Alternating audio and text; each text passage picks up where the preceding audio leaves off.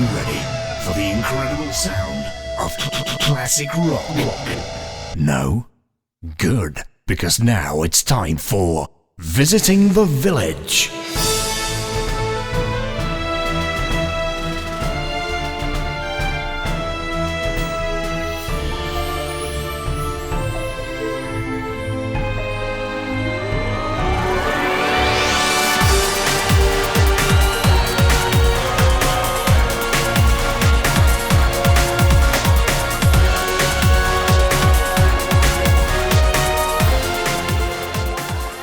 And welcome to Visiting the Village. I'm Paul Kilduff-Taylor, and joining me once again is the beatific Ian Hardingham. Yes, I'm Ian Hardingham. Hello. I don't know what atific means. Welcome. It's the top story. Disney have closed down Infinity developers Avalanche Software and are leaving the games industry almost entirely. The company will now focus on licensing their IP to other developers and publishers. Do you think this is a significant move? Yeah, I think it's significant. I imagine that Activision are celebrating right now. Infinity was the first and only really big one, I guess, competitor to Skylanders, who one of our friends, Melly, works at. I guess I'm slightly surprised this didn't work, and then part of me is very unsurprised this didn't work. I was always really put off by Infinity. It seemed to have no cohesiveness at all, and it seemed to me to kind of lack there was sort of a Pokemon element to Skylanders which was quite attractive, and just like chucking every single IP they have in a box and making a different kind of game for each of them really didn't work for me, and maybe it didn't work for other people either. Now, I think there's a couple of different things going on here, and this is going to be, full-on Visiting the Village speculation territory, because I haven't really researched the commercial side of this at all. So this is just going to be shooting the shit, basically, in our traditional style. I think there's a couple of issues here. I think one of them is what I'm going to call the MOBA issue, which is where a particular game becomes very popular, and a couple of things really work in that style or genre, and that's it. And then everyone tries to jump into that format because it's seen as the new money-making format. I think there's a bit of this here. I assume, I've not played Skylanders, but I assume that Skylanders did really well because it's really good. And all the characters are interesting and it appeals to the right age group. So I think what Disney have done here, they've seen the format, they've jumped in, and they've run this for, I think, a couple of years. And they probably envisaged it as this super long-term kind of franchise thing that they could build and build and build and keep going and add new stuff to it with all their new properties as like a new venue. And what's happened is that that's clearly not the case. So it might be a combination of those two factors that's led to this problem. Yeah. I mean, in a lot of ways, they're just very different products. Despite the very similar overarching concept, they seem to just be quite different games. And, I mean, I guess another example of this is Nintendo's Thing, whose name I've forgotten. The Amiibo. Amiibo. Which is pretty cool. Now, Nintendo's Thing is very much just really collectible thing, with an upside of having an interaction with the Wii U or whatever the next console is. And that's been very effective within their hardcore fan base. And that's always going to be a case for what Nintendo do. But, it's so funny that this has burnt Disney so badly. They're running away from the entire games industry. They're just like, we don't want to be involved with this anymore. And that's really surprising. I mean, I'm sure they've lost some money on this. But, Disney are so all-conquering. They own almost everything. They probably own the desk that I'm sitting under, somehow. It's kind of surprising that they're not making their own MOBAs, to your point, or some other... Well, or actually, not to your point, but just using similar words to the words you used. Or some other kind of very popular genre. I'm a bit surprised by that aspect of this. So the word is that they've kind of gone to mobile now. So they're abandoning console development as opposed to sort of all game development. And they're abandoning in-house development. So they're going to outsource their stuff sort of primarily to, I guess, mobile developers based on that. Which I think makes sense on some level. People are saying generally sort of the kind of fan reaction to this is that Skylanders and Lego Dimensions are a lot better. But a lot of people liked Disney Infinity. I don't think it was something that, people who like that kind of game generally felt was a bad game.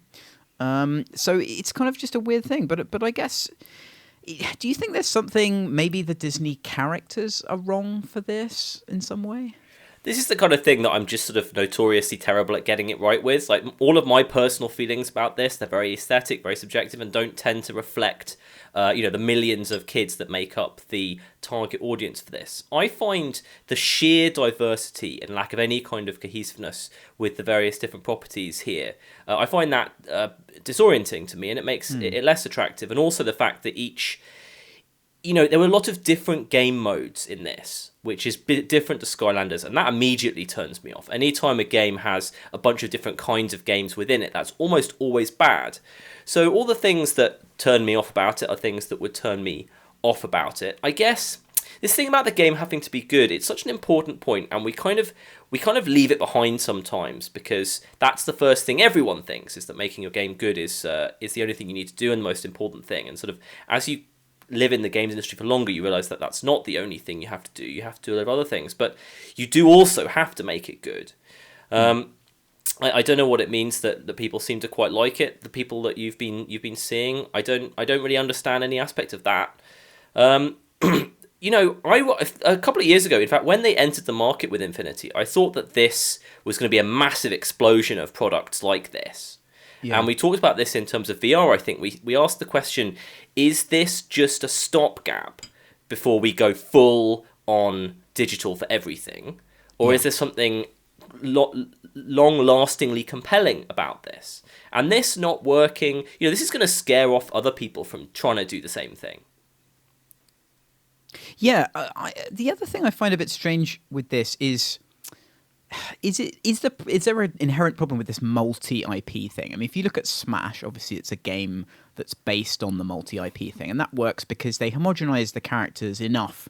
They sort of smashify everything, so they all work within the context of a coherent world. Whether or not this did that, I don't know. You've got things like Kingdom Hearts, but that seems to be a very niche thing, I guess, in the West anyway. Like, I'm not completely convinced that a load of kids... I feel like Kingdom Hearts is sort of more stylized in every direction, and certainly much more niche. That's my perception of it.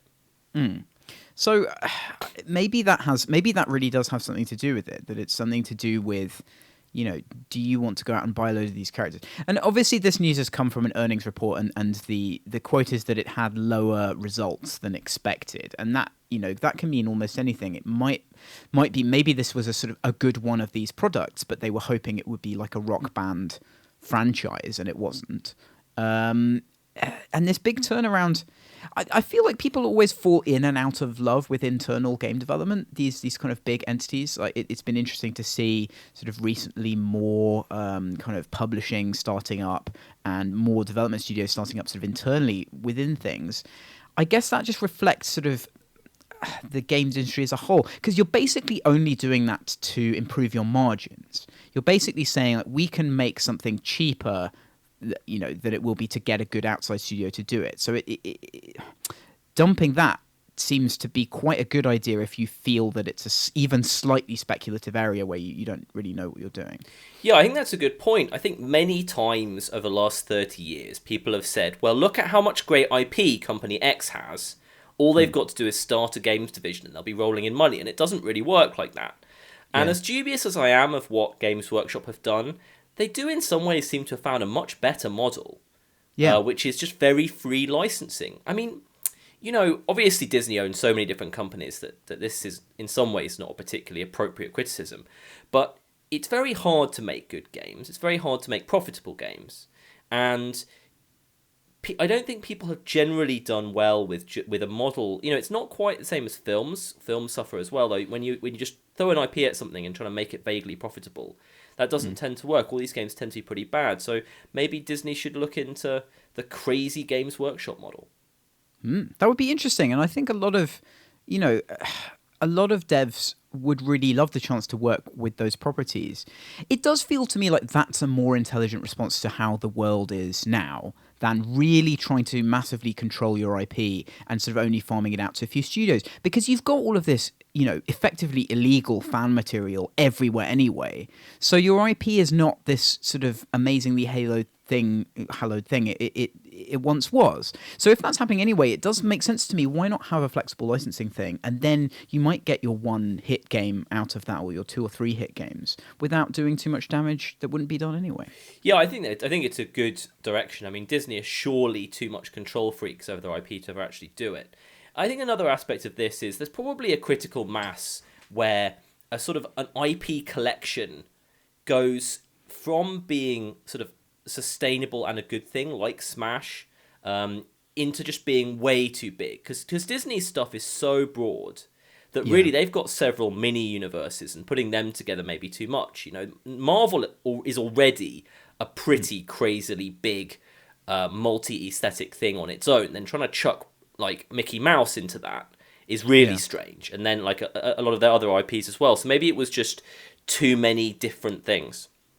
I think the sort of takeaway for this kind of thing is that you need the aesthetic of the container to be really strong. That's why the Lego stuff works so well, is because, you know, you can put Doctor Who and Star Wars characters and Indiana Jones in the same thing because they all look like Lego figures and they all have Lego-ified stuff.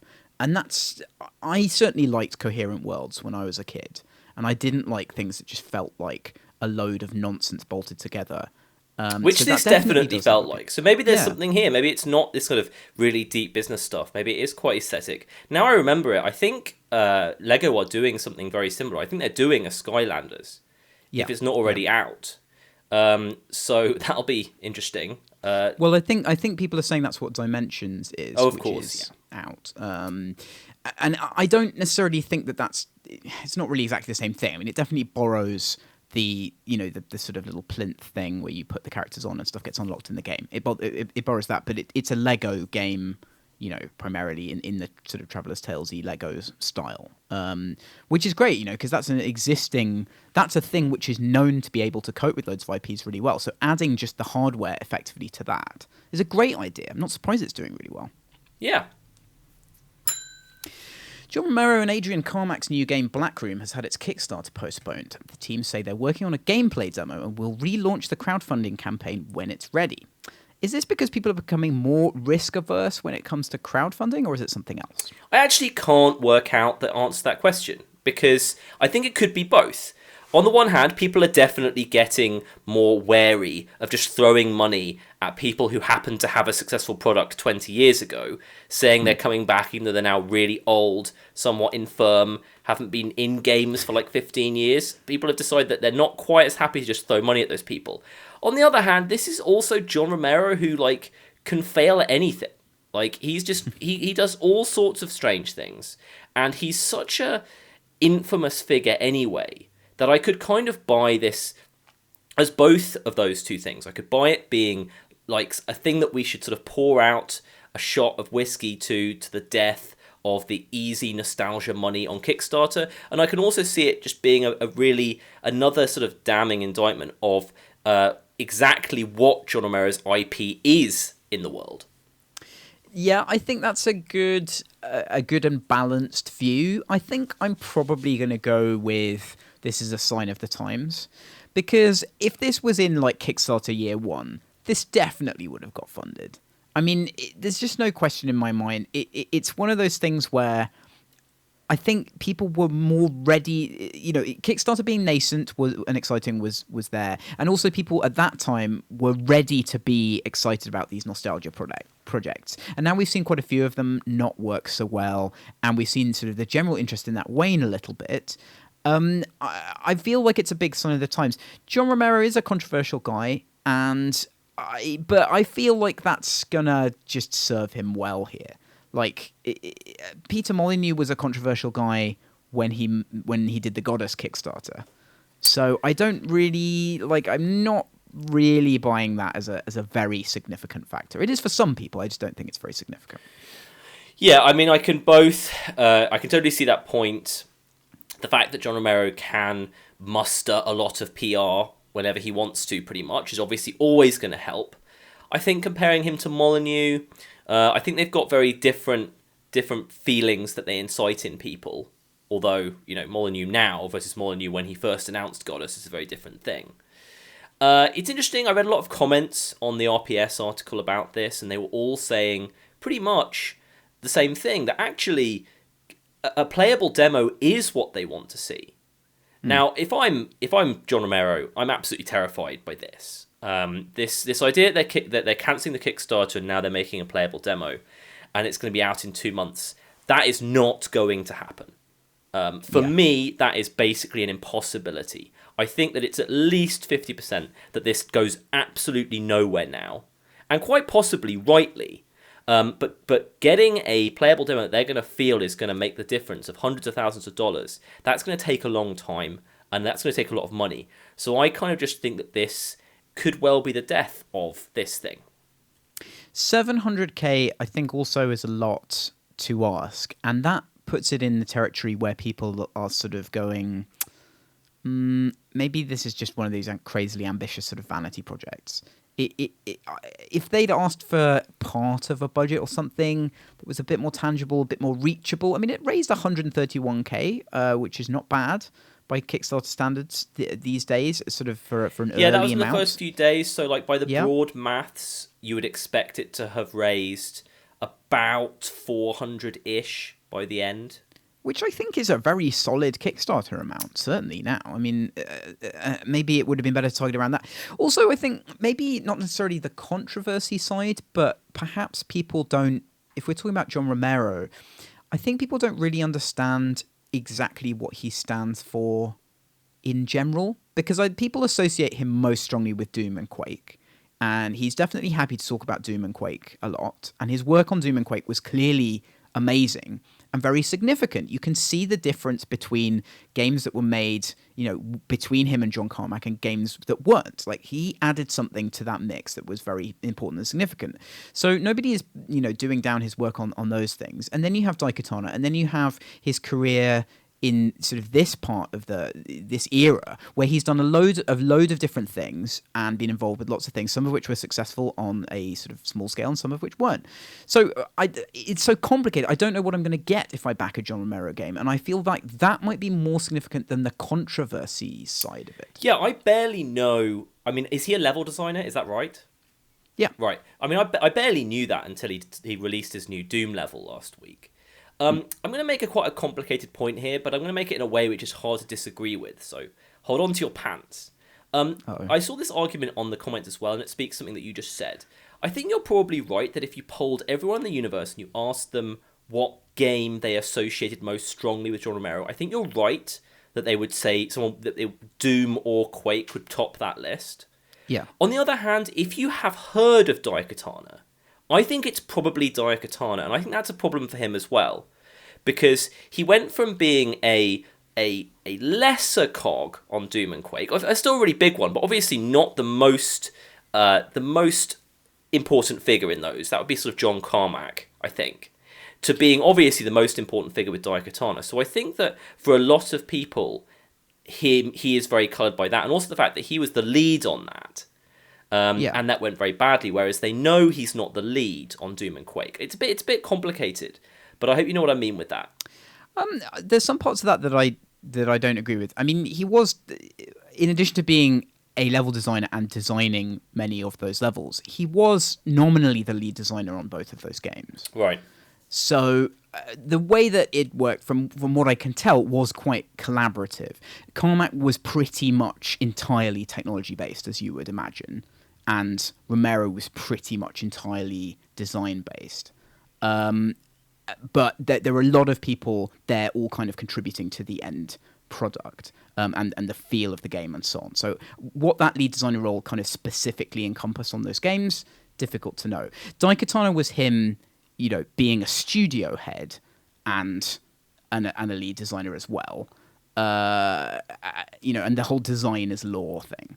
So that was, yes, obviously he kind of put himself in there. I'm not sure that I literally agree with your point. If you've heard of Daikatana, you associate him most strongly with that. I think you inflect his work on Doom and Quake with Daikatana quite heavily.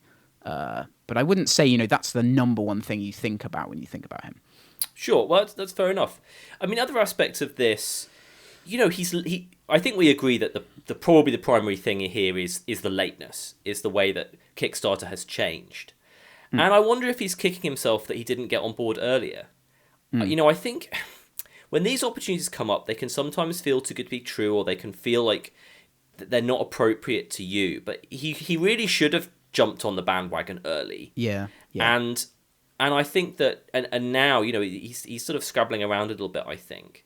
Am I sad that I honestly believe I don't think we're going to see this game? Not particularly. Although there were some things that were nice about it.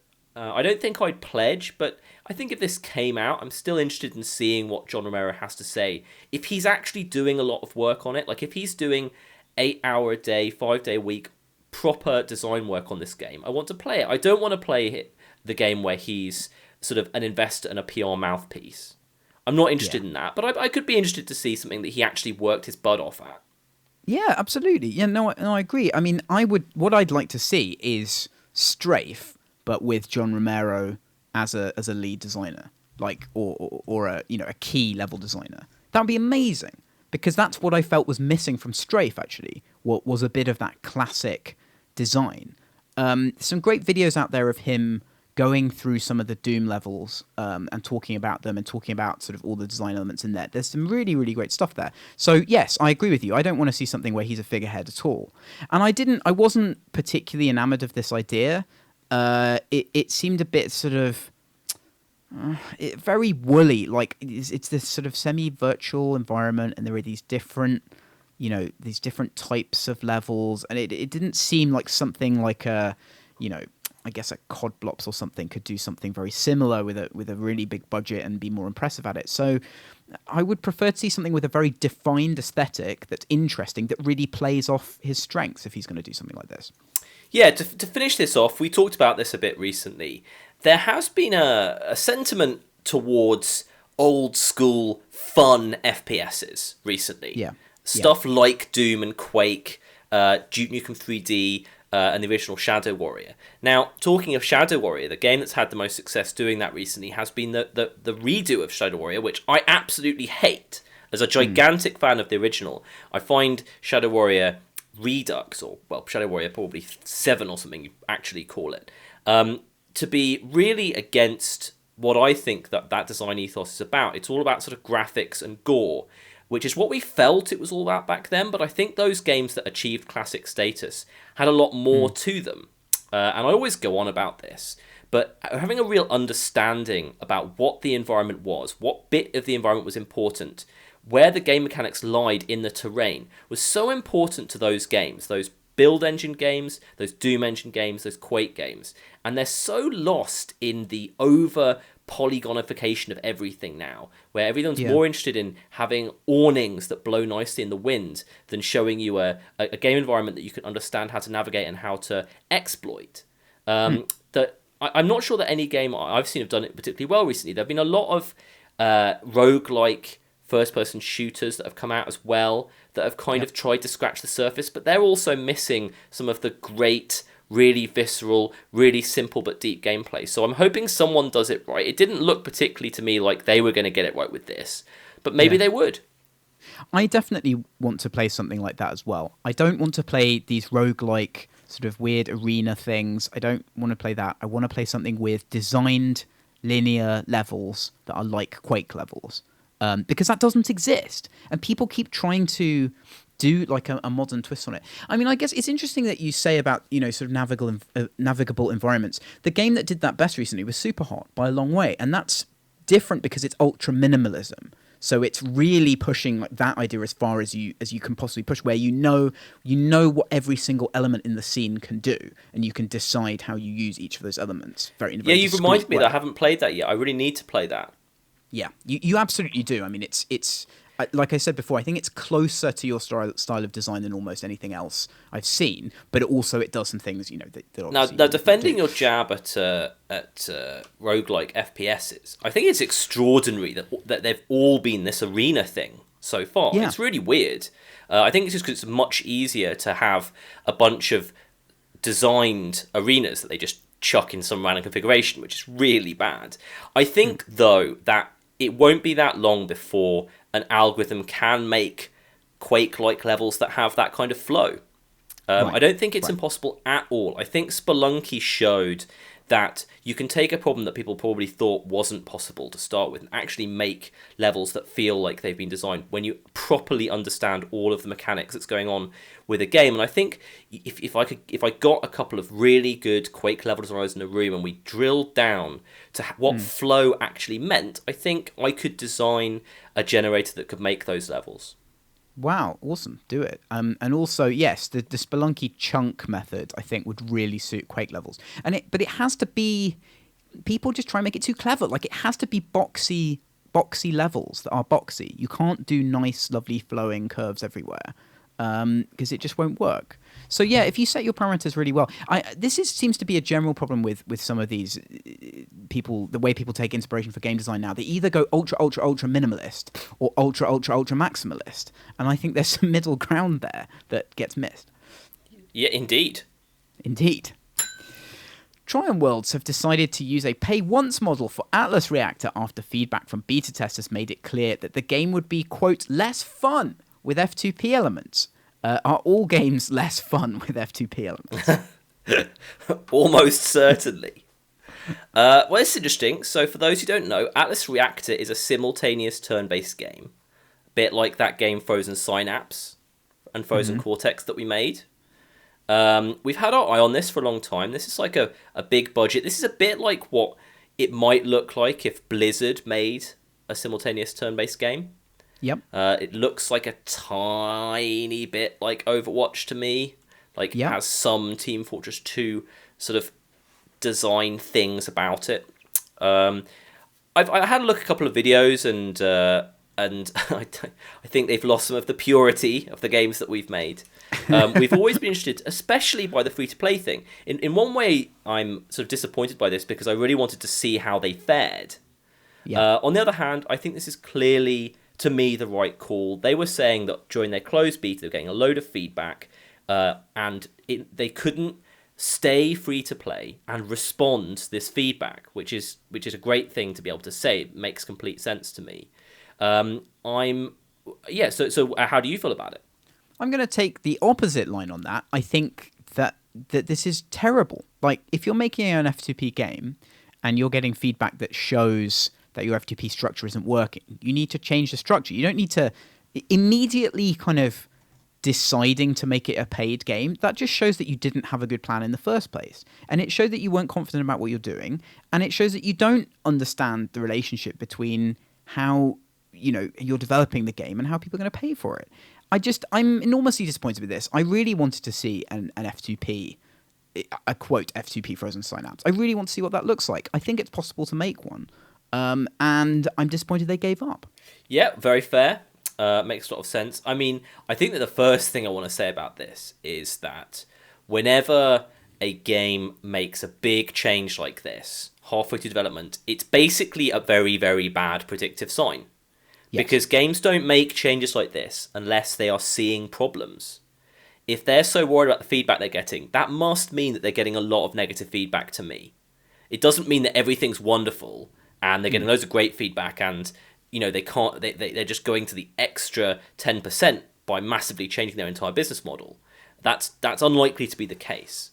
Yeah. We don't know if this is to do with them having real concerns at the FTP market as a whole. That is possible. Or whether this is really finding that they've got a game that isn't engaging people for long enough. Maybe they're using some modern metrics, finding out how long they get people to play for, what their retainment is like. And they're just saying that we're making a big change. So it's always a terrible, terrible, terrible sign when you see a change this big midway through development. Can they turn this around? How do I feel about the company right now? Not particularly good. Funnily enough, I could imagine them releasing as pay once, having a big failure, and then going back to free to play 6 months later. Sure. Yeah. I want to play this game. I like a lot of the things that they've moved to. They've moved to some different turn structures. They've got kind of stuff that I tend to lump into the general theme of board gaming mechanics. When I say that, I kind of mean a mechanic which doesn't make sense sort of within some aspect of the core of the core concept. You can maybe help me out with this one, but is clearly there, very, very transparently there to help the game flow improve. Maybe you can help me come up with a better term than board gamey. Yeah, I know what you mean. Like a stuck-on mechanic that just is there to solve a specific problem. Yeah. A band-aid And mechanic. and sort of makes the game feel much more abstract. Like, this is you might think that Frozen Synapse has an abstract idea, but actually you can kind of take the concept of you've got these 5-second turns, you're testing them and you're making them, and you can roll that into a really clean sort of top level concept of actually what's going on that makes it feel more like a real thing than a game, like a card game. Whereas a lot of the decisions they've made here in terms of turn structure, phases, which is always a problematic issue, just definitely kind of put it slap bang in the realm of a game that's designed to be a game rather than a kind of a more coherent experience. Yeah, look, I massively respect them for doing this, and I think the aesthetic choices were interesting and good, and I really think this is a fertile ground. Someone's going to make a game that's going to make a huge amount of money in this style, and we're going to feel really jealous of them. And I thought that could happen here. And we've been very critical of this. You can wrestle victory from the jaws of defeat by these big changes. It doesn't have to be the end of everything, but I agree with you, it's not a good sign. And I want to see what this is like when it comes out. I'm also interested in the sort of moves around core F2P now. I think Overwatch, which we're going to talk about later, being paid is really interesting, especially when the free open beta was kind of getting a lot of people involved, and they must have had quite a high player base during that, I think, just from some general buzz around it. So I feel like people are getting more worried about free-to-play in this kind of space, but yet still free-to-play games are making massive strides forward and changing a lot as well. Yeah, I definitely feel like, certainly relative to how things were looking a few years ago, I think Pay Once is having a resurgence in the kind of games that people that we know buy on Steam. It's always difficult to make generalizations because you're always forgetting 5 billion people that live in China and somewhere else whose gaming habits are nothing like what you're describing with your generalization. But in terms of the kind of games that are covered in PC Gamer or on RPS, in our sphere, I think Pay Once is really in a resurgence right now. And I think that's here to stay. I do not think this is a temporary resurgence of that model for the kind of the premium Steam game. That's just not my perception of it. On the other hand, I think F2P has won on mobile without a shadow of a doubt. One thing that I find a bit curious is that virtually no smaller indie developers have tried to make free-to-play games, well-known ones, or really interesting games. You know, a lot of people have tried to make sort of clone-ish F2P games, almost kind of expecting the business model to do the work for them.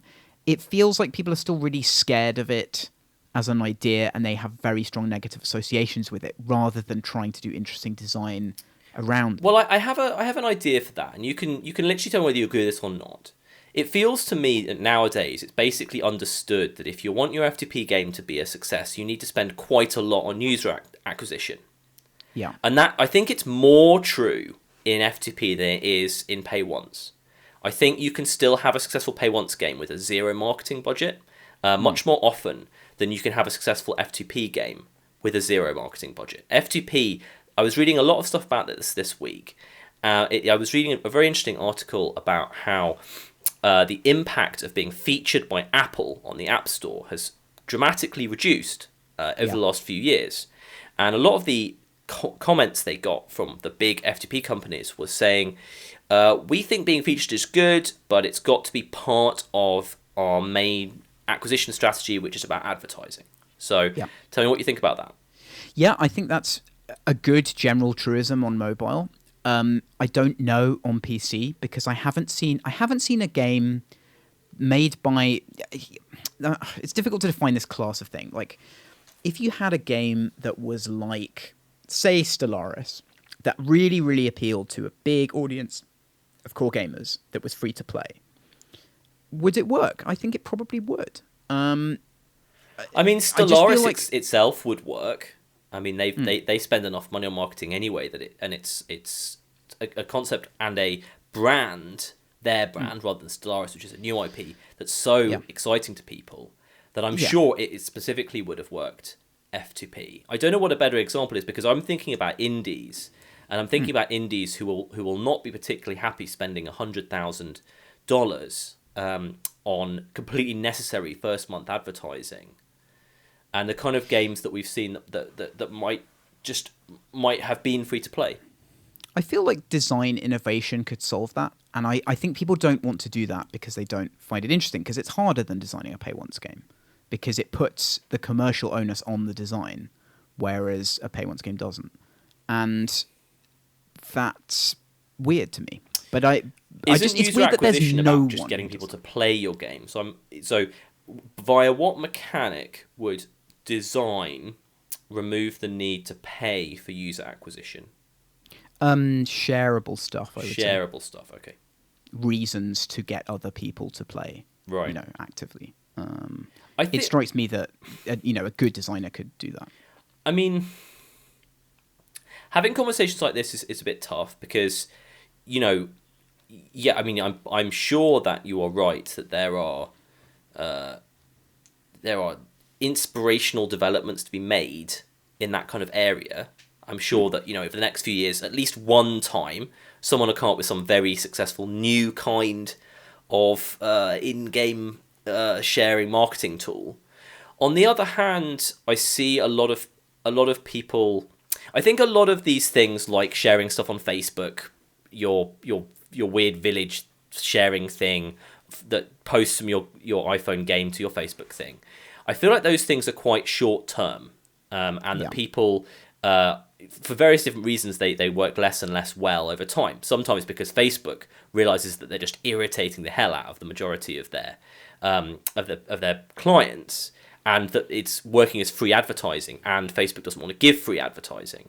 So while I think that there might be some juice there, I think it's probably like in the order of just a few games that can do it. Not that a game will produce a long-lasting design-led user acquisition method. No, I agree with the first part, not with the second. I think it's definitely possible. I mean, that's a sort of an example of bad sharing, that kind of thing, where it's limited sort of bespoke content and you're posting a picture of it on Facebook. Sure. I mean, something like Minecraft would be the opposite of that, where you can make literally anything you want and it becomes relevant because it's about that thing, not because it's about Minecraft. I feel like there's more things like that could help ease this problem. I mean, I agree with you. I think you've identified like a big problem. Indie developers don't want to do this because they don't want to buy the users that it's necessary to buy to start something like this. That's a good point.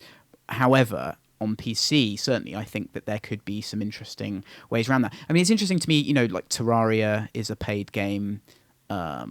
So many of these games are paid. Besiege is. Anything that's sort of these creative games, I feel like could be better candidates for free to play, but people, I think people are just worried about trying it even. I mean, I still, my core feelings about this are like a lot more partisan than I've been talking about. Like I feel quite deeply that it's very, very hard to not compromise design with free to play. I think that you have to make decisions that compromise the actual experience of people playing, almost necessarily. And so I'm really glad that people aren't sort of going even further into research there, basically. Well, I don't feel that a compromise has to be a constraint, or rather the other way around. That sentence makes sense. I don't think it has to be a negative experience. I mean, we're seeing more and more that people don't want negative stimuli in their free-to-play. They want interesting mechanics. So if you view them as a design constraint, I mean, not necessarily talking about you. I'm talking about a hypothetical designer who would find this interesting. Well, it is a design constraint because it's literally a thing. It's literally a constraint. You take pay once, that does not have the requirement that you get people, a certain subset of people, to pay money, and FTP does. It's like it literally has one extra constraint. And in terms of how impactful my point is that constraints can be good for creativity, though. Yes, I suppose that's true. I mean, I think there are enough F2P games that constraint is sort of getting enough play in terms of health and creativity. I think you're right that through having to be F2P, some interesting pay once mechanics have emerged from F2P games that wouldn't have been created in the pay once space. I think you're right about that. Having said that, as long as a few people are still making free to play games, you should be able to get that advantage, I guess. Free to play. According to rumors, Nintendo have chosen AMD to help them design the NX. This will likely mean that all three consoles will have the same hardware architecture. How will this change the nature of competition between Sony, Microsoft, and Nintendo? Yeah, it's pretty interesting. Somewhat interesting. Maybe medium interesting. It's not very interesting at all. I feel like we've talked about this a lot. Maybe I've just talked about this off the podcast a lot. Everyone in the industry wants all the consoles to be exactly the same, so it doesn't cost us any money to port between them. Yep. Pretty much. I'm kind of amazed that AMD. This is like, where's Intel? This is like AMD's sort of last stand. Intel's just not involved. Where do I want to go with this? I think it's a good thing for at least PlayStation and Xbox to have pretty much exactly the same architecture. They can have different features. They don't have to be the same console. They don't have to have the same controller. You can have as many differences as you like while still using the same chips. Yeah. So I think it is broadly good. I mean, given that we still don't know if Nintendo are making some vibrating chair or not, which could still be powered by an AMD chip, I don't know what that's going to bring to the table. I feel like this is a really interesting way of sort of highlighting just how nonsensical some of this hardware fascination in consoles really is. Because I think it literally wouldn't affect anything if all the consoles had exactly the same hardware. I don't think it would affect which console was successful. I don't think it would affect anything. I think the people who buy a console because it has a slightly better graphics hardware or whatever are such a tiny, infinitesimally small part of the market that it's kind of completely irrelevant. I don't know whether the PS4 or Xbox One is, inverted commas, better. I don't know. As you say, it comes down to the controller. It comes down to the software. It comes down to the content and the service provision. That's what's important now. And I'm quite glad about this. I'm glad about it obviously from a development perspective. And I'm also glad about it because it will focus the conversation on things that are actually important about why the consoles do better or worse. Yeah, exactly. Although you might be underestimating how impactful the specific advantage that PS4 has in resolution has been to its success. I'm looking at this Nielsen poll. Now, I think that sort of reading between the lines here, they polled people on what was the primary reason they chose an Xbox One or a PlayStation 4. And the number one reason people chose the PlayStation 4 was better resolution. Now, that's such bullshit. Yeah, I don't know what the size of the let me just have a look. I've got some data here. Okay, so it's just completely untrue. Because well, go on. People buy things for emotional reasons. They don't buy things because they have slightly better specs. They buy things because they think they're better. No, I think you're completely right, but I think this does speak to why that emotion was formed. And I think that a lot of people heard their early adopter friends say PlayStation 4 is better. It's got a better, it's got stronger graphics hardware. And they said, what does that actually mean? They said, well, it's got a better resolution. Oh, sure. It helped them establish that narrative of it being better. Like, that's fine. But that would just be overtaken by some other reason it was better for those people if the hardware was parity. Yeah, no, sure. I completely agree. I was just addressing that single point that I think that in this specific case, a significant portion of PlayStation 4's success against my Xbox One so far has been to do with it having a better processing capabilities. For me, it's not about sort of better or worse.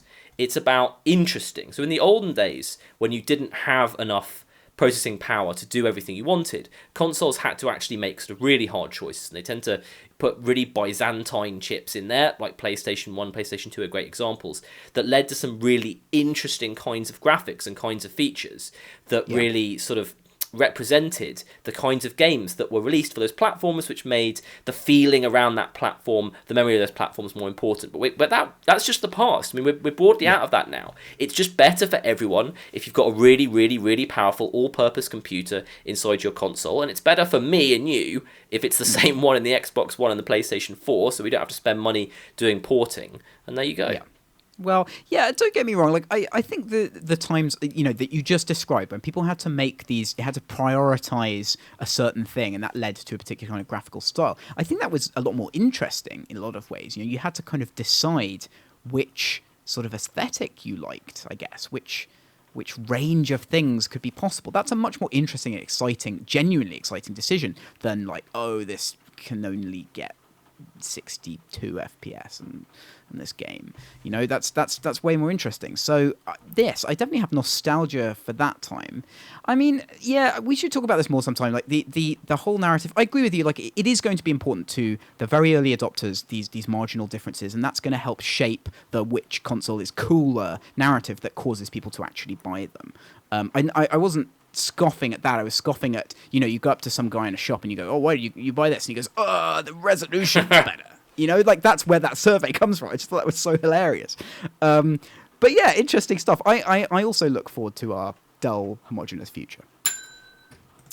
Possibly the biggest blunder in esports history. I love this story. I just want to flag this right now. The biggest blunder in esports history happened earlier this week as player Summit1G killed himself with his own Molotov in CSGO while trying to defuse the bomb when he was the only player left alive. Some background detail on this. Summit is a streamer, generally as his profession. He was drafted in to help a team called Splice, who I've heard billed as the worst team in competitive CS. Not only that, he was brought in as a substitute for a player called Professor Chaos, who I've also heard billed as the worst professional player in the history of CS. So for him to come in to be a substitute for a player who is renowned as the worst, and then pull off the worst play in history, I think is a unique moment that we should cherish. This is great. I'm glad you're here to summarize it. I hadn't actually watched the video until right now. It's pretty amazing. It's a great video. Dude is just like casually walking up to the bomb, celebrating, but doesn't actually avoid the fire on the floor left from his Molotov cocktail, giving the win to the other team. Very embarrassing. Whenever anything like that happened in our old CS LAN parties, we were all too drunk to really take that particularly seriously. And no money was on the line. This is it just made me think about this. Like the context of this, the backstory makes this hilarious. And watching some really good CSGO coverage kind of made me, realize who Splice were and who this was. And that's what we always say. And it's what the esports people say they want as well, is these narratives. You need the narratives of the team to make these moments really funny. Otherwise it would just be, a guy dying badly in a CS game. And Summit is just one of these kind of, I think it's fair to call him a fairly sort of outspoken, big mouth type of guy. So seeing him be just humiliated in this way is kind of somewhat satisfying. Yes. Look up the video. Yes. It's pretty amazing. Yes. It's on the Daily Dot, if you want to see it. According to Capcom, Street Fighter V had a somewhat disappointing release. The game only sold 1.4 million units compared to the 2 million the company had hoped to get by this point. Is it doing worse than you thought it would? And is this a disaster? Okay, so I don't know enough about how these really pretty big titles do to tell you whether this is more or less than my expectation. But I don't think it's a disaster. I think they've probably got plenty of stuff ongoing, and this is such a big IP, and the way they're handling it in general as being a long-running game, I think that they'll get that unit count up. But I have to say, I definitely think that this has sold underwhelmingly, supposedly, because of the issues they had at launch. We've talked about it before. They basically underbaked the single-player content, thinking it wasn't important, and they had massive server problems. Those stories were completely rampant across Twitter. From the second it was released, it was the vast majority of the narrative that I ever came into contact with. And I do think that's going to have an impact on sales. So Street Fighter 4 has sold 3.4 million to date, which is over 7 years. So people are saying, their expectations were the problem here. They were too high. 2 million by the end of March was a decent result, they think, comparatively. I would say that I think the single player thing is a huge issue. I really don't think you can underestimate that. Like, I think a lot of people would have waited and held off and not been exposed to the game for various reasons, just because there's no real single player. It's so bad, the single player they have there. It was certainly massively disappointing to me as someone who I want to play the competitive game a bit, but I want to play that casually as well. And it's really sad that it's not there. I'll definitely buy it when it comes out, but that's not good enough to get the groundswell at launch. The server problems, I think, are not a factor in this, because we've seen quite a lot of big titles have very, very bad server problems and then go on to do okay when those server problems have been fixed. So, and also it's kind of an expected thing with these games. I broadly think you're right. I think that there was one thing that happened egregiously with this game. The rage quitting issue they didn't address soon enough, and was still a big part of the narrative that I was exposed to a good 6 weeks after release. So I think that developers tend to get a pass on very popular games for the first couple of weeks. I think once you get into the second month, it starts getting something that people pay more attention to. On the other hand, people who are excited about playing multiplayer Street Fighter don't not buy the game because they've heard bad things about servers. Server stuff being difficult most of the time is a symptom of big success, and that tends to get people to people just tend to be happy to buy it and then complain about the server issues when they come across them. They actually want to be part of this server breaking event more than they want to avoid it. But I think that the rage quitting thing, like, a small blip on the radar, that may have turned some people off. But yeah, I think I'm not anywhere near the fighting game aficionado that you are. Certainly the single player thing turned me completely off.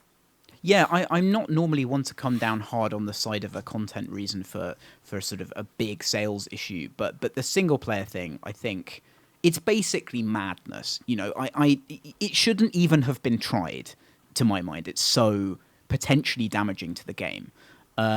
It would be really interesting to know what their real logic was there. I think maybe they were so focused on the esports side of things that they sort of neglected that, and that could easily happen in a big company. Esports being this big sort of buzzword now, could have been solved by metrics, I suppose. Maybe they didn't have metrics for people who were actually playing the single player component of the previous game, and they didn't know that was a huge part of their audience. Maybe they just felt confident that it wasn't important. I see this all of the time. It actually reminds me of Stellaris, to go on a massive tangent for a second. And this has obviously not hurt Stellaris. But every review I've read of Stellaris has talked about how accessible it is. And I'm always really aware of when you have something that's massively successful, like Crusader Kings, and then you kind of want to address, the accessibility issue or some other issue. You decide that you see where the future's going. And sometimes you can get that really horrifically wrong and find out that you're taking away something that was super important to the game to start with. And I think that there's a good chance that they just said, we're going to be an esport. We've looked at the numbers, and all the people playing Street Fighter 4 don't play any single player. Therefore, we are convinced that single player is not important. When, for the first few months, when a huge proportion of your sales and of the kind of the legend around your game is created, it's a bunch of casual people who want to play single player. That's the thing we never forgot with Frozen Synapse and beyond, was how important single player is, even though it doesn't get anything like the amount of chat, because there are a lot of quiet people who are just sitting in their house playing single player, never talking about the game and enjoying it. The other thing is, I think in these big games, people massively overbake single player, certainly in fighting games. I mean, you had all that. I remember the crazy story mode in Soul Calibur, which was just pretty amazing. Unbelievably, a brilliant mode, but so ridiculous and probably totally unnecessary. Do you really? I don't know. I mean, Soul Calibur was kind of a watershed moment, and I feel like that completely ridiculous single player was probably a bit of it. I feel like what I want from a fighting game single player is Street Fighter 2. I want each character to have their setting. I want like funny intros and outros, and I want this interesting sequence of increasing challenges that make me feel like I'm going on a bit of an adventure.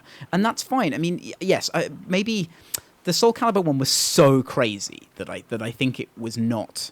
I have to say that I actually genuinely want both. Like, I want really good skirmish, which is what I'll call what sort of Street Fighter 2 kind of was. Bit of progression. And I do really. I'm gonna play Soul Calibur single player much longer than I'll play Street Fighter 2 single player, just because it's kind of new every single level, new and stupid. Yeah.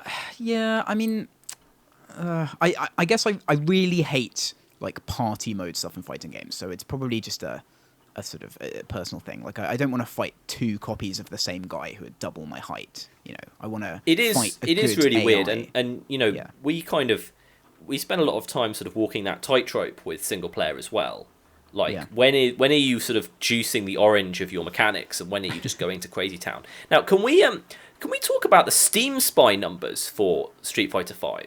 We can. Steam Spy says at the time of this NeoGAF thread that it thought there'd only been 160,000 PC sales on Steam. Okay. That feels very low to me. It does feel very low. I mean, I know. Yeah, that's probably wrong. I'm gonna suggest that's wrong. I mean, I think that they traditionally have sold a lot less on PC, but Sure. that's crazily low in my opinion. Maybe Sergey can correct us on that. It's a game that needed 6 months more baking and would not have suffered at all from being 6 months later, in my opinion. Indeed.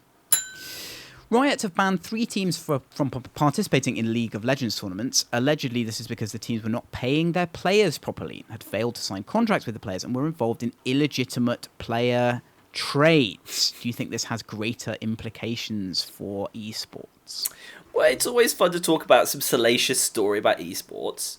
It's a bit of a pity that we've got to like the dodgy 3rd division British soccer level so quickly, where it's sort of all about how people with some money kind of try and steal a bit more money by just doing ridiculous things with sports teams, because sports teams are sort of glamorous and you can get people to do things for free, etc., etc. But that does appear to be where we're at with this. Yeah. A lot of people messing around, and again, I'm gonna flog this dead horse again. It's a problem for me that the guys who make the game, Riot, are the guys who are running the important leagues and who are deciding who to ban and who not to ban. It's a bit problematic for me. I think it's a tough situation for them to be in. I think that in some ways they should sort of spawn off another company to sort of deal with it, even if it's sort of fully owned and operated. That's not going to solve the problem, though. The problem is that there's like a bit of money, enough money to get the dodgy people involved, and not enough money to legitimize it right now. There's a huge load of stuff here. It's a very involved issue. And yeah, I agree with you. It's probably not the kind of thing that Riot need to be dealing with. And it's going to happen with all of these sports. Exactly. As soon as there's some money, you start to get into really weird situations with stuff. And it just becomes incredibly difficult. I mean, I don't know if there's that much more to say, to be honest. Like, I think that it would be good to have clearer rules with these leagues. The bans that come out tend to feel and sometimes are very arbitrary, so it would be good for them to establish like a much more comprehensive code of conduct, certainly for teams, and then it wouldn't feel quite as weird. Sure, trying to make sense of this mess is really almost impossible. They just don't have enough money to get everyone out of the weirdness and into sort of real legitimacy, and stuff like this is always going to happen around these leagues. It's interesting watching. Again, it's just like, what's going to happen next? Can we get just a league where people play normally? I just don't know. I require a very brief pause. So brief, in fact, we may not need an edit. Let's see. Okay. I'm on my own.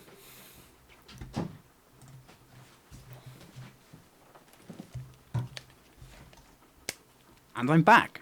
I just had to shut my cat out of the room. Oh, okay. So he didn't spoil this next item. A man named Rick has created a blog dedicated to cataloguing all the various computers and gadgets that over the years have been repurposed to play Doom. A recent favourite entry, is the new public information kiosk deployed in New York City. What things would you like to see run Doom? I would like to see my bath run Doom. And maybe my fridge, like except fridges have probably already done it. I would like to see a wearable pair of trousers running that Doom, can yeah. display Doom. While you're running. Yeah. Okay, Videogamer.com have responded to complaints that their Uncharted 4 review was too harsh by issuing a massively sarcastic apology. Do you think this was appropriate? I actually do. I thought this was very well written in terms of a really, really trolling thing. I actually was in favour of this because it was really, really quite funny, very well written. I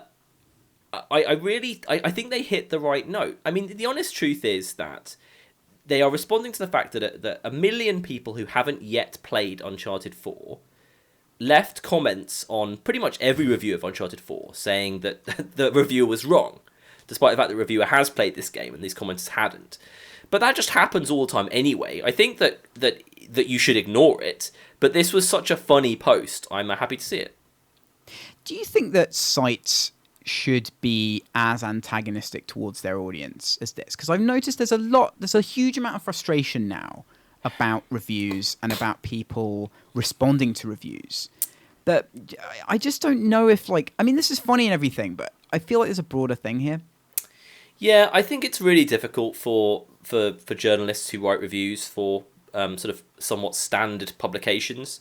I mean, if you're a YouTuber or a caster, you have this fantastic relationship with your fans, and that seems to me anyway.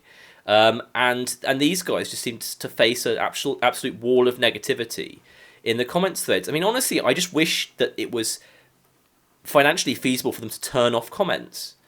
I know that when I see a bad review of something I'm really excited about, I get angry with the reviewer first. It's completely basic humanity. You're not then supposed to act on that by writing a dickish post. Yeah, I don't really know how a site really solves that. It's not just these lesser sites. I've seen a problem on PC Gamer. So I didn't mean to call it a lesser site. What I mean is I've seen comments like this on PC Gamer reviews. I just don't know what you can do about it. At least you're getting the page views. At least people view you responsibly. But this happens with film reviewers as well. I just think you turn the comments off. Yeah, I mean, firstly, I think most YouTubers would be recoiling in horror at your comment there. All right, well, okay. Given that most of them spend their entire lives complaining about YouTube comments. I think this is really difficult. I've asked journalists why they read comments before, and the main reason they give me, which is still a reason that I'm struggling with, but it's such a common response that I have to take into account. They say that it's the only feedback they get. It's very rare that they get feedback from their editors. They don't get to look at page views. So it's either read the comments or go into a complete vacuum. And the problem is that because some comments some of the time are interesting, they get drawn into reading comments threads, and that exposes them to this huge amount of basically nonsensical idiocy, which is very negative. So they feel bad about it. And this is a funny, it's inspired by that feeling of being frustrated by the comments, and it's a funny reaction to that. But I always wonder why you could just not read them. I mean, I think it's very hard not to read them. I mean, I think there are some personality types you can probably deal with not reading them. I think the pity of it is that it's just such a pity that you can't see the metric for the number of people who just happily and quietly enjoyed this right, and then exactly. moved on. Because it's really so much a small number of people who comment because they really enjoyed something. Them comment because they noticed that there was a spelling mistake in paragraph 3, and yet our primitive human brains can't deal with it. Like, I definitely respect your top level feelings on this. I really think that this article though was coming, and I think that this is probably better for the site to really troll this, get a bit of attention. Should they antagonize their readership every single day? No. But this is what people deserve to read. Yeah. If you're like a huge Uncharted 4 fan and you just went and were a knob on the internet. Yeah, it is deserved. We're just in a weird time now where these sites get exposed to so much stuff that they're sort of... I felt like in the games magazine days, there were the sort of very obviously commercial magazines which did have sort of semi-paid for content and were a bit overly favourable to some things. And then you had the like For the People magazines, who really were very close to what their readers wanted, and they were a community. And you would get, you'd get the angry letter saying that a review was wrong, and they'd mock that. But because you didn't have the volume of pushback, there wasn't this. Most of those outlets felt that their readers were their friends, and I don't think that feels like maybe that you anymore. need to have two different reviews, because in some ways this is a sort of reasonable point. Because if you're just a fan. Like, if you were reading the official Sega magazine back then, Yeah. they just made you feel amazing about these games. Actually, if you're an Uncharted fan, that's what you want. So maybe these sites should have two reviews. They should have the critical review and the celebration review, because both those two things are perfectly valid. And, and I don't know what I'm sort of so... What am I such a fan of that I don't care about the negative? I don't know exactly. I can't think of an example, but there are plenty of things that I don't care about the bad stuff. Yeah. And I just want to read someone else who loves it, celebrating it, and being sort of maybe kind of like nice, like sympathetic about the things that are bad. So there you go. There's an idea for you, games journalism. Fix games journalism. Speaking of deliberate antagonization, Cracked have put up a hybrid comic article thing, thanks producer Jimmy, about age and maturity in video game culture. This article alleges that you're being aged out by the gaming industry if you're like us, you're in your early 30s. What did you think about this? Right. So the four reasons they said you're being aged out is these are kind of the feelings that you may be having as a 30-year-old gamer. You can't find a sense of community in games. That's definitely occasionally true. You just want to complain. You're sort of just full of the cynicism of how life has failed you. Hold on, life has failed me because I have to click next to get to the next page. You're realizing that games will make you look at life any differently. Well, that's definitely true. Another thing that just happens with age, and something else which is completely ridiculous. I feel like we've covered this before. I mean, youth is so magical, and things are so magical, and you get a bit older, and things get a bit less magical. But I'm actually, I'm having resurgence with games right now. We've talked about this in the past. I don't think they're dead to me. I just don't have as much mental energy to learn new games as I did before. I think that there's some aspects of this which I find a little bit more interesting than others. I mean, the community thing, firstly, I think is just nonsense. Like, I think that's about, if you don't like a community, you make your own community, and then you're happy. So that's how you solve that. Oh, very socialist. Then there's things, you're realizing that games won't make you look at life any differently. Well, that's about what you're trying to get out of games, isn't it? If you want things that are going to make you look at life differently, you can find those things. But it's difficult, and that's difficult in any medium. My problem with games, actually, from an age point of view, is narrative and aesthetics. Because a lot of the time I felt embarrassed to be playing games because of how bad their narrative is and because of how bad they present themselves. For example, if we want to talk about intelligent game narrative, you talk about something like Life is Strange. But actually, if Life is Strange was a TV show, it would be lambasted for being embarrassingly bad and gawky and sort of awkward and poorly written. But because it's a game, and it's better than so much else in games, it's sort of held up on this huge pedestal, and I suppose rightly so. So I find that enormously frustrating. As an adult, I want to read adult things, and if I'm being asked to engage with the narrative or being asked to engage with something beyond mechanics, I want that to be commensurate with the kind of level of entertainment that I see on TV, and it isn't. I think that's all very reasonable. I think we're still in our difficult adolescence in games. And I just haven't got much else to say about that. I think that's fair. You want to expect more from games, and yeah. I think that when it comes to story-based stuff, you're right to want that. Right, and I feel it's odd.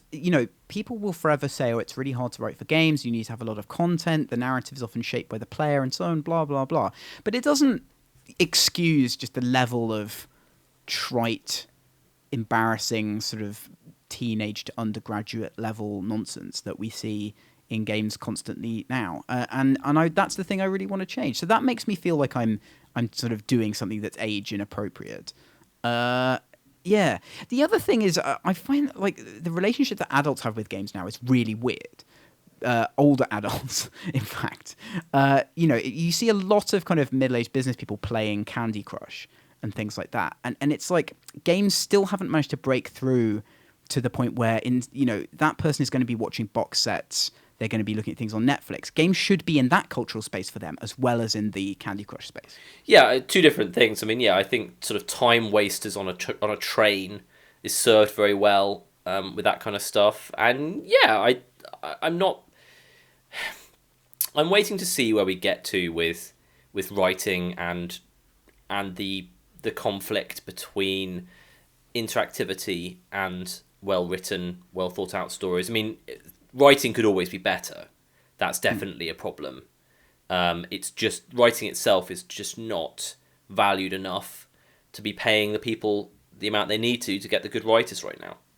I just don't know if that's true. Like, I don't think it's a financial problem. I mean, studios spend an enormous amount of money. No, I don't think that it's because they can't afford them. I think it's just because they don't value it enough to make it like competitive enough. Right, that's enough of that. There's no Ian's Magic Corner. There is Ian's Magic Corner. There is. It says nothing this week, so now you have to redeem yourself by making it really good. I don't know how like I changed this in the document like half an hour ago. I don't know why it doesn't update. I guess I'm going to blame your Warwick internet connection. Ludicrously. You're going to really enjoy this story. It's quite brief.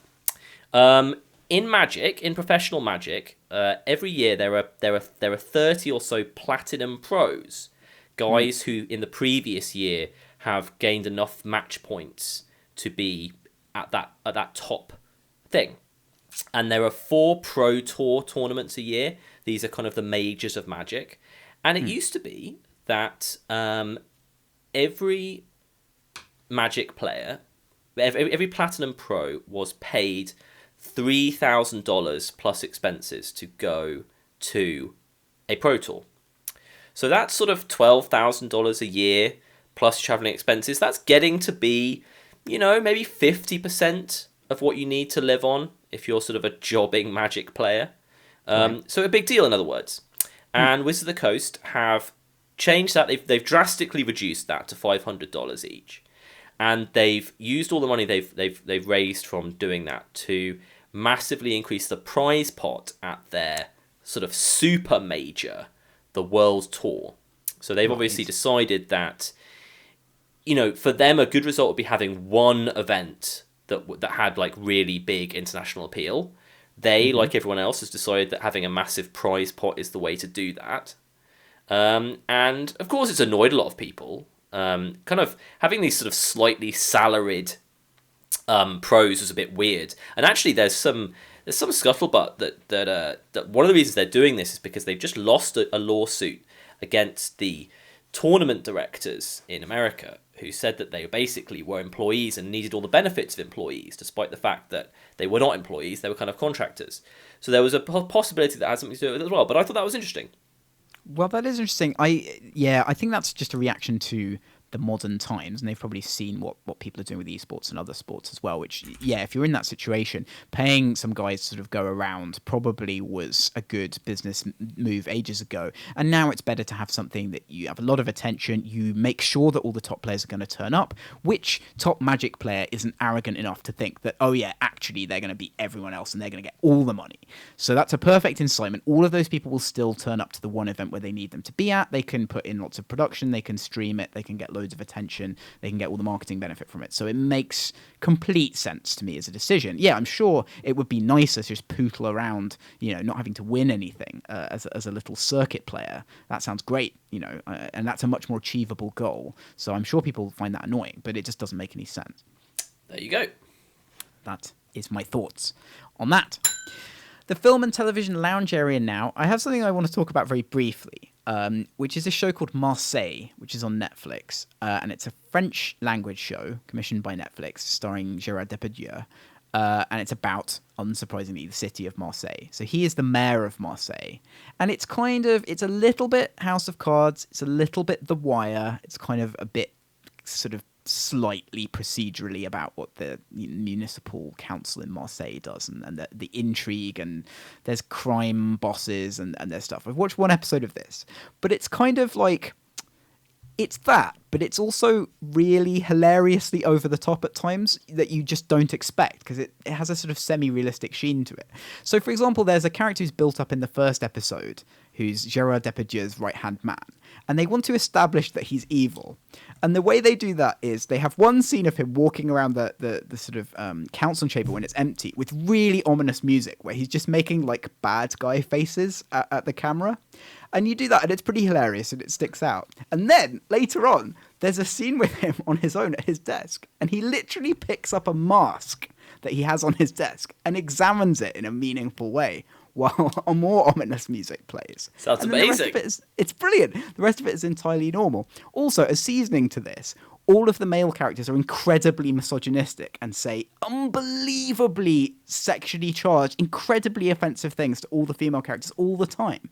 And I don't know if this is supposed to be a satire of French political life, but it's quite striking in this age of political correctness.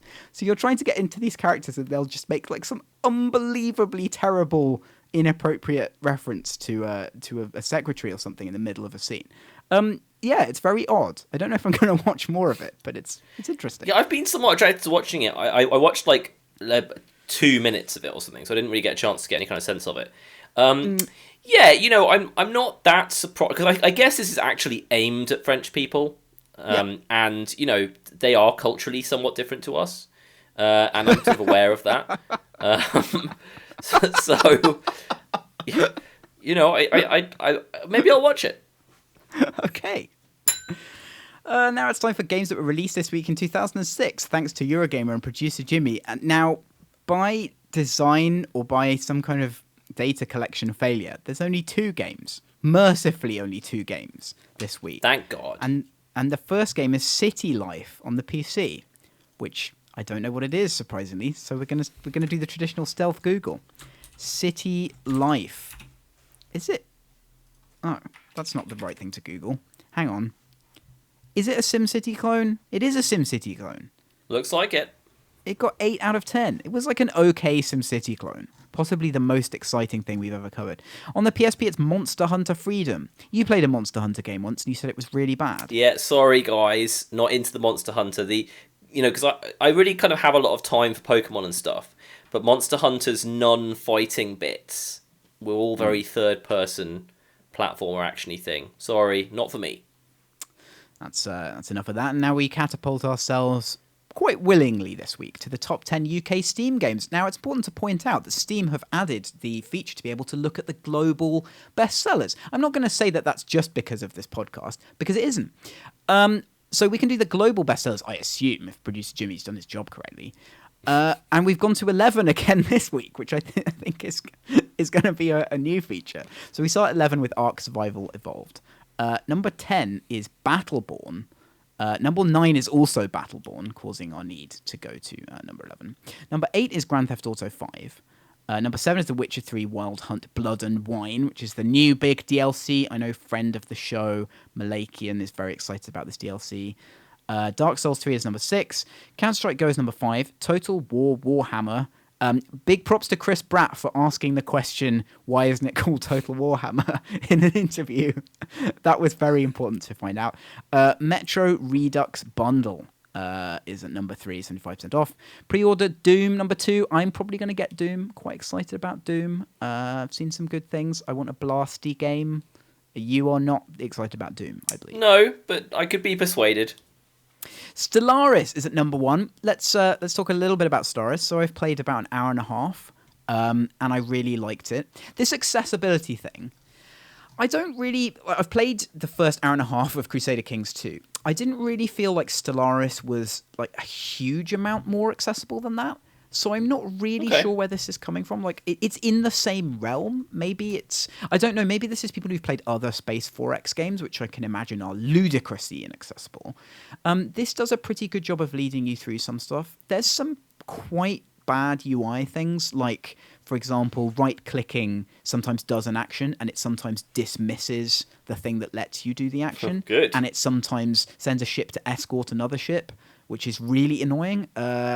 And you can't customize that, which I found fantastically irritating. But pretty much everything else about it is great. I really like it. It's going to get me back into this genre, I think. Cool. I'm not going to play it because I'm in the middle of making a game. I don't want to be sort of too influenced. If I really like some aspect of Stellaris, I might try and shoehorn it into Frozen Synapse 2, which would be a bad result. But you are going to play it, so you can shoehorn good user interface ideology into Frozen Synapse 2.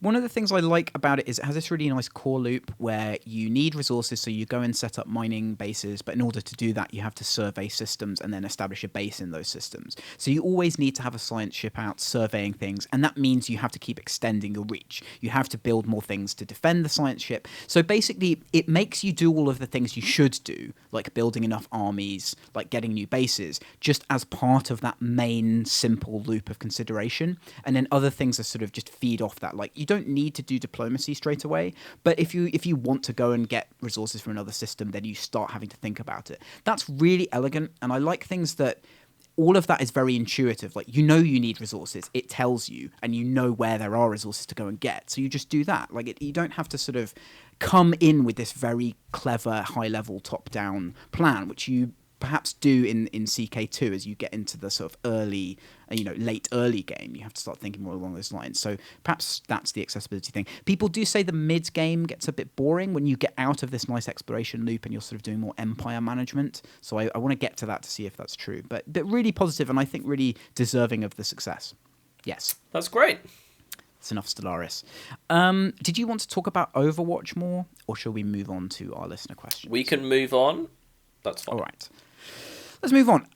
So Scipio Asheronis says, have you ever watched the Double Fine documentary? Would you ever consider a short doc of Mode 7 Games process or a day in the life? I haven't watched the Double Fine thing. I know a lot of people really liked that.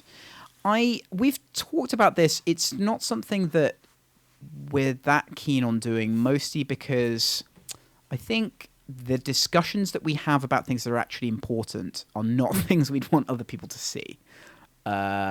And also, we work remotely a lot, so I think it'd be quite hard to organise. Yeah, any exposure is good, but I think it would be better if we came up with some mildly gadget thing. Maybe you and me go on a team building day to York or something, get drunk on camera. Just like having a camera in our office while we work would not be that entertaining. Yeah, I think you're right. You'd have to... I quite like the Penny Arcade podcasts are good, where they're sort of, defining what they're going to do on a strip. That seems to work. Yeah, that was great. But our process is not really one that's that interesting, I think. We tend to hash things out in quite a sort of mechanics-centric way that isn't going to be interesting to anyone other than a game designer. But also, I would like to do some more video stuff. I think we should look into doing that, so yes. I think you see a lot of the most interesting sides of our process through this podcast. Yeah, right. We do talk about other games a lot, and we sort of do save our conversations about other games on here. So yeah, a lot of the stuff we talk about on here is representative. I would like to film these in some way, but we've tried abortively to do that several times.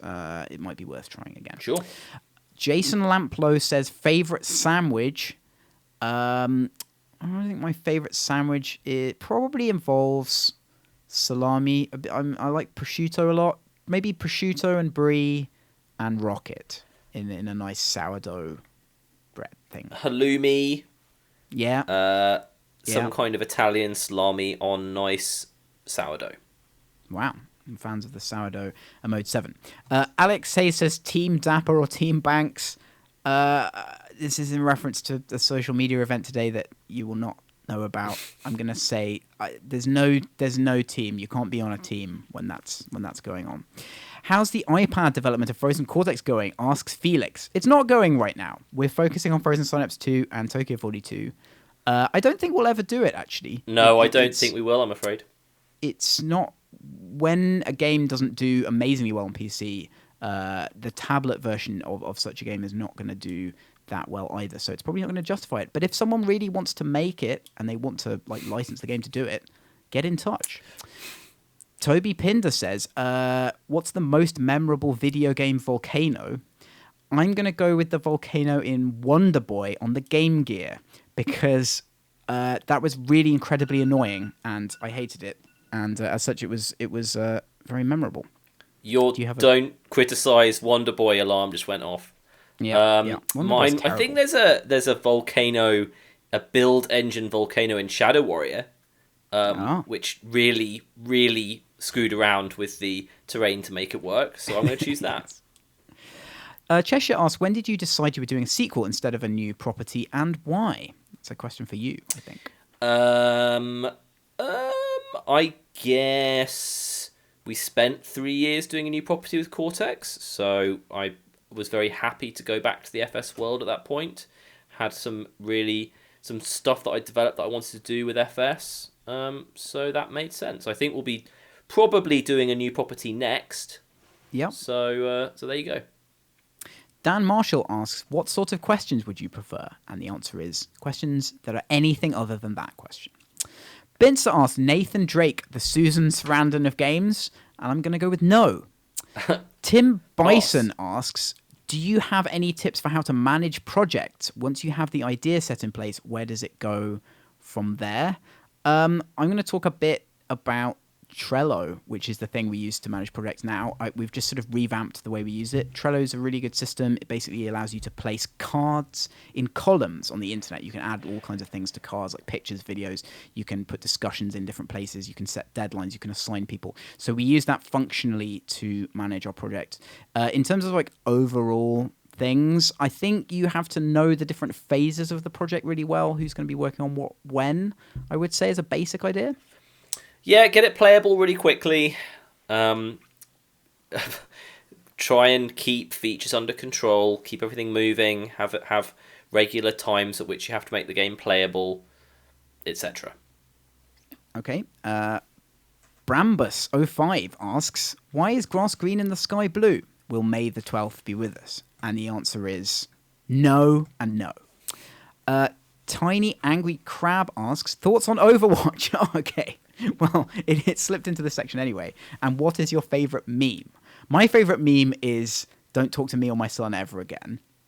And my thoughts on Overwatch are, I think it's terrible. I think it's a really bad game. Have you played it? Yeah. Oh, wow. I played a fair amount of it. So I mildly like TF2. I've played TF2 sort of a bit in different chunks, very early on and very late on in its life, and I enjoy it. I think it's just a terrible version of TF2. It's really bloated. All of the features, the different character abilities are really unclear. You can die instantly when someone charges up their stupid ultra thing and you don't know why, which is very frustrating. Nobody knows how to play the characters well. The guns feel really bad and drifty. The characterization is annoying. The voices are annoying. I'm genuinely upset that people like it. Shots fired! Wow. I mean, it's just bad. It's not even slightly on my radar or something that I would want to play to start with. But I'm really glad that you smacked it down.